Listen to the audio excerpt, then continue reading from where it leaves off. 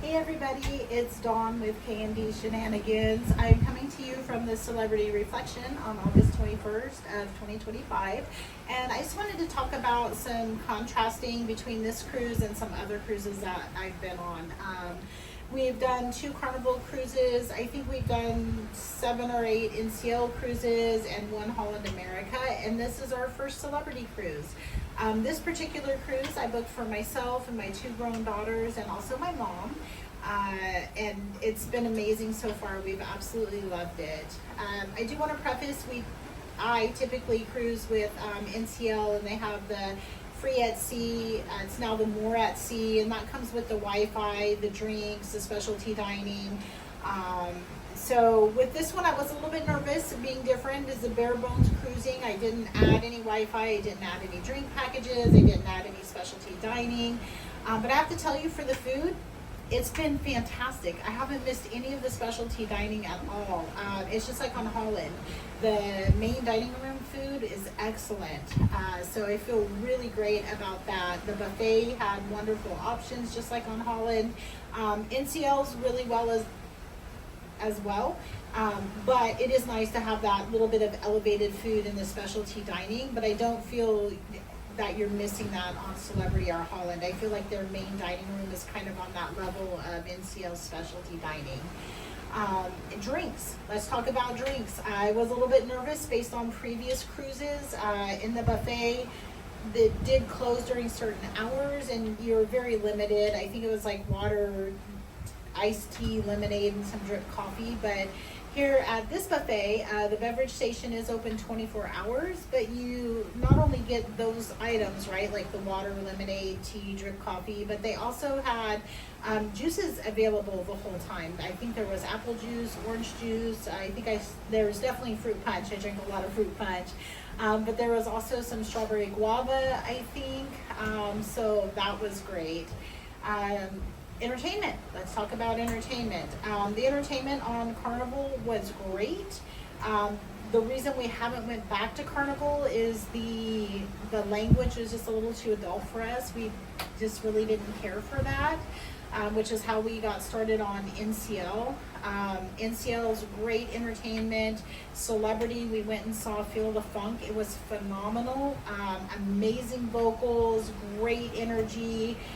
Broadway production level, excellent. The dancers, I'm not sure how long they danced together. It was a little bit rough in spots, but they did a great job. They were giving it their all. We were so excited to watch them and see them. And I think that's the one area where Holland is lacking. Their entertainment was not very good. It was definitely not Broadway worthy. It was just really lacking. So anyway, moving on to cabin service. We started cruising after COVID, and we've heard through other YouTubers on TikTok and some forums on Facebook that for cabin service, it used to be twice a day, like once sometime during the day and then up the evening. But we hadn't experienced that before. We've been told it's a thing of the past, right? But much to my surprise, they do an evening service here as well as the daytime service. So that was absolutely wonderful to have that done. And so yeah, I think I have a new favorite cruise line. Celebrity has just knocked it out of the park. It's been absolutely wonderful. They have tons of sitting areas, lots of seat availability, even on sea days. It was not an issue finding somewhere to hang out. The spaces are modern sophistication, I would say, very cool, elegant but elevated. So let's talk about some things that surprised me that I wasn't quite expecting. One, on the room cards, the key cards, that does get charged each night to your credit card instead of being settled at the end of the trip, excuse me.